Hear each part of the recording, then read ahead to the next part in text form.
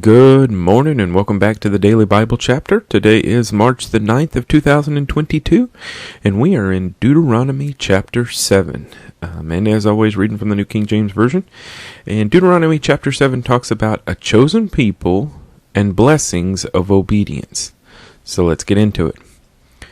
When the Lord your God brings you into the land which you go to possess and has cast out many nations before you, the Hittites and the Girgashites and the Amorites and the Canaanites and the Perizzites and the Hivites and the Jebusites, 7 nations greater and mightier than you, and when the Lord your God delivers them over to you, you shall conquer them and utterly destroy them.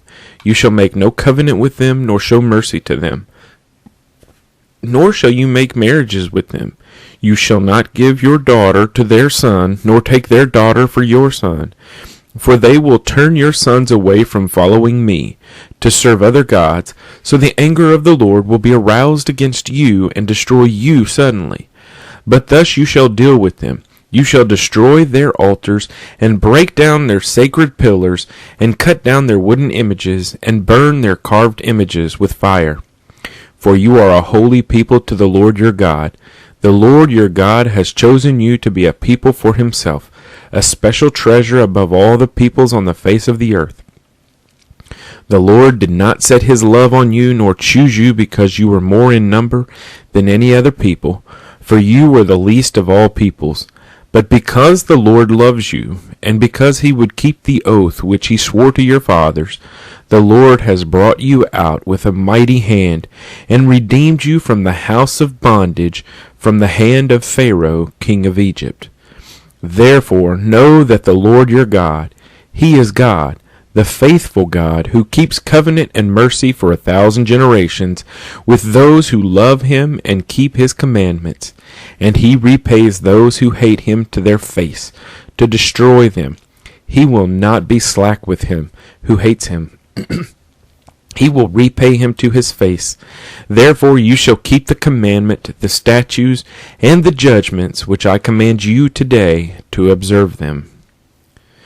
Then it shall come to pass, because you listen to these judgments, and keep and do them, that the Lord your God will keep with you the covenant and the mercy which he swore to your fathers.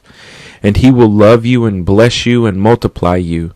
He will also bless the fruit of your womb, and the fruit of your land, your grain, and your new wine, and your oil, the increase of your cattle, and the offspring of your flock, in the land of which he swore to your fathers to give you. You shall be blessed above all peoples. There shall not be a male or female barren among you or among your livestock.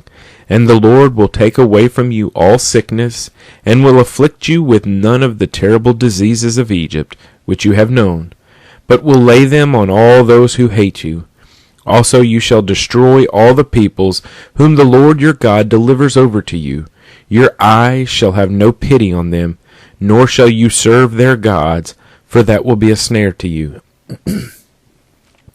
If you should say in your heart, these nations are greater than I, how can I dispossess them?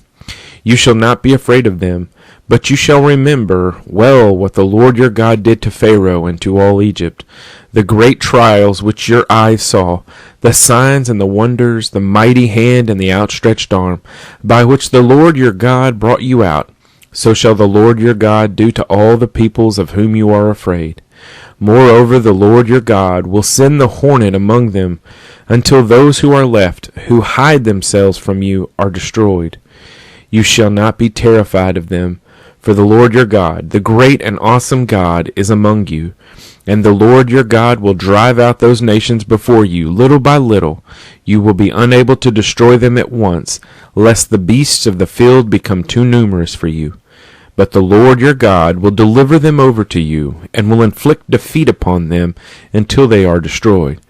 And he will deliver their kings into your hand, and you will destroy their name from under heaven. No one shall be able to stand against you until you have destroyed them. You shall burn the carved images of their gods with fire. You shall not covet the silver or gold that is on them, nor take it for yourselves, lest you be snared by it, for it is an abomination to the Lord your God. nor shall you bring an abomination into your house, lest you be doomed to destruction like it.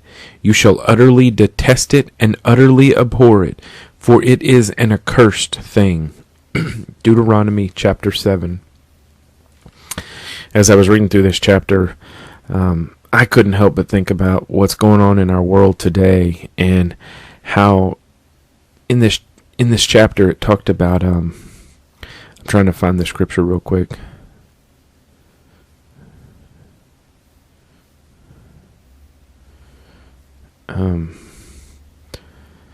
Give me one moment. I can't find it real quickly, but he was talking about how,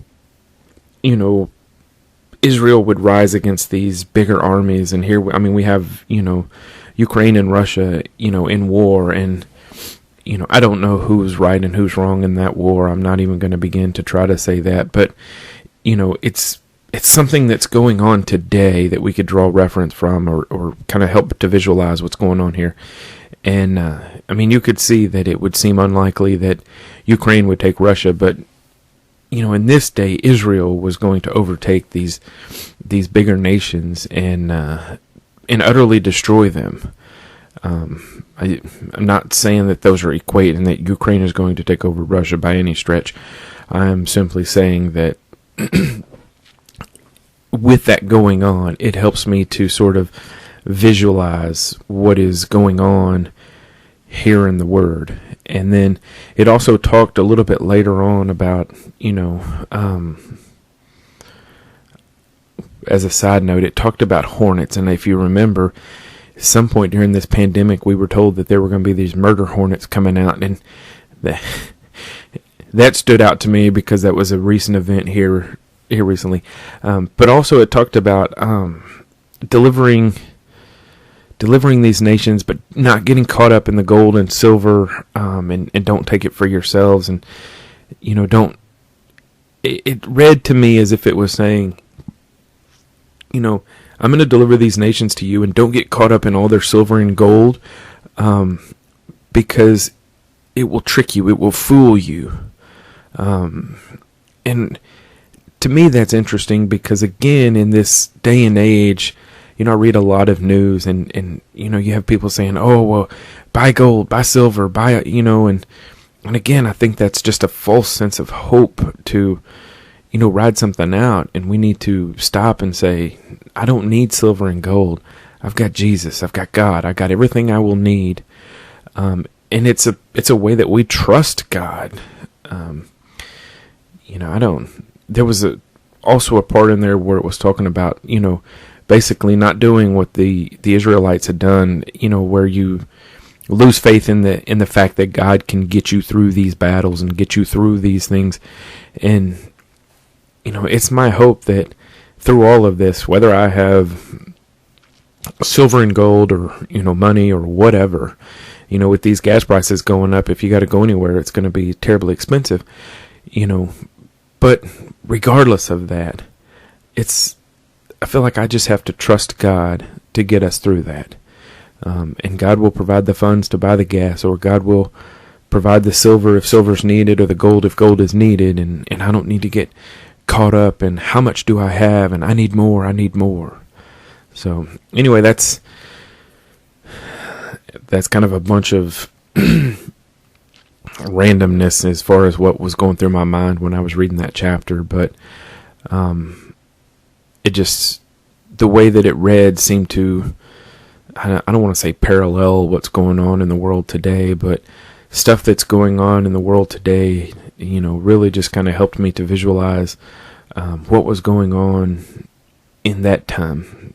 So anyway, I hope you enjoyed Deuteronomy chapter 7, and I hope you'll join me tomorrow for Deuteronomy chapter 8.